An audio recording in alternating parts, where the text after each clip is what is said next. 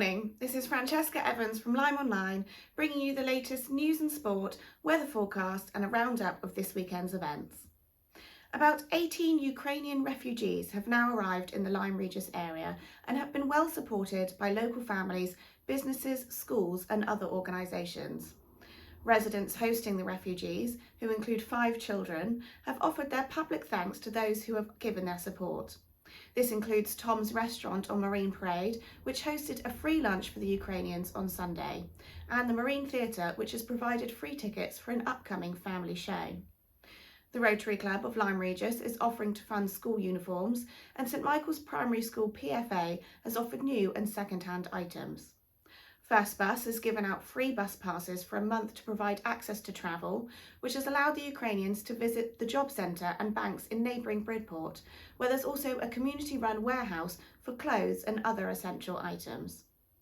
Both Dorset Council and Lyme Regis Town Council have helped with emergency funding, while MP Chris Loader has helped significantly with visa issues.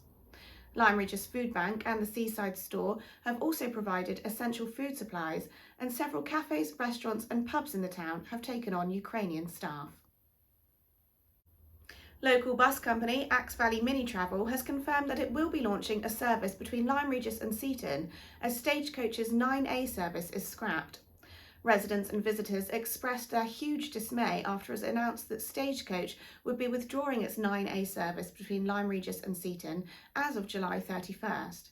Stagecoach said there was insufficient passenger demand for this section of the route to continue on a commercial basis, but the withdrawal has been described as a major blow to both residents living along the route and visitors to the two towns.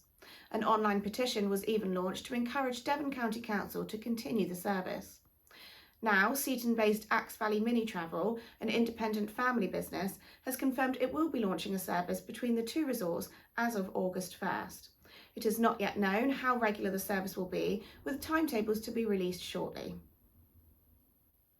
Government regulator Ofwat is currently investigating South West Water over its recent environmental performance and sewage spills from storm overflows. It comes as part of an investigation into how all water companies in England and Wales manage their wastewater treatment works. The move to look into South West Water is said to have been prompted by ongoing concerns at the water company's latest environmental performance. The company has been served with a formal notice to gather further information for enforcement purposes.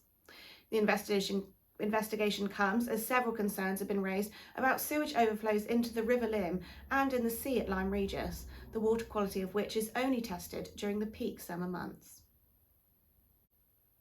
Lyme Regis restaurateur Harriet Mansell has been named Best Chef at the Food Reader Awards. Harriet, who previously appeared on the BBC series Great British Menu, opened the restaurant Robin Wild in Lyme Regis in October 2020 and its sister restaurant and wine bar Lilac the following summer. Both have since been listed in the Michelin Guide. She received the award for Best Chef at a ceremony held at Winslade Manor near Exeter this week, where other finalists included Mark Hicks's Oyster and Fish House for Best Restaurant, the Monmouth Pantry for Best Indie Retailer, and River Cottage for Sustainability Champion. Lyme and Lyme Regis continued their great form in the Devon Cricket League with a victory over close rivals Sidmouth Second 11 last weekend, but it was a close run thing with only 2 runs separating the two teams when stumps were drawn. In front of a bumper crowd at the King George playing field, the visitors won the toss and elected to bowl first in what turned out to be an absolute nail-biter. After a shaky start, Lyme recovered to post 238 for 7 off 45 overs, with skipper Sam Farrow top scoring on 77. Sidmouth also had a shaky start but recovered thanks to a fine knock of 121 from Taylor Ingham Hill, and it came down to Joe Ellsworth taking their last 2 wickets just 2 runs short of Lyme's total, sending the home crowd wild. The result keeps Lyme top of the Devon League Division C East table, and they face an away trip to low-placed Exmouth tomorrow. Lyme also booked their place in the semi-final of the Corinthian Cup with a 3-wicket victory over Tiverton on Wednesday evening.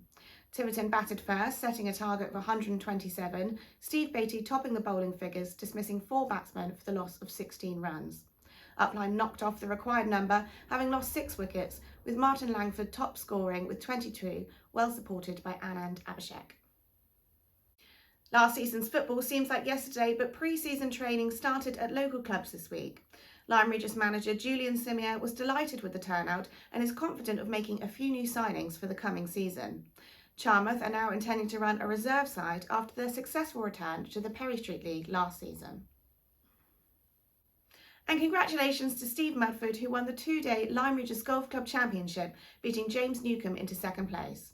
Steve's 15-year-old son Zach was not far behind in third place, and later this month will be competing in the South West Boys Week at East Devon Golf Club and the McGregor Trophy England event at Sherwood Forest. The annual Charmouth Challenge Run will return for its 40th year tomorrow, with races starting on Lower Sea Lane from 10 a.m, followed by a summer fete in the grounds of Charmouth Primary School.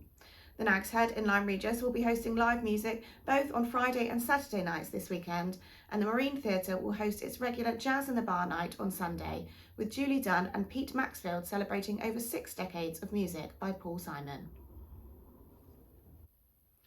Sunny intervals and a light breeze is forecast throughout the day today. There is likely to be more light rain showers on Saturday, clearing up in the evening, and relatively dry and sunny on Sunday, with temperature highs of 18 degrees.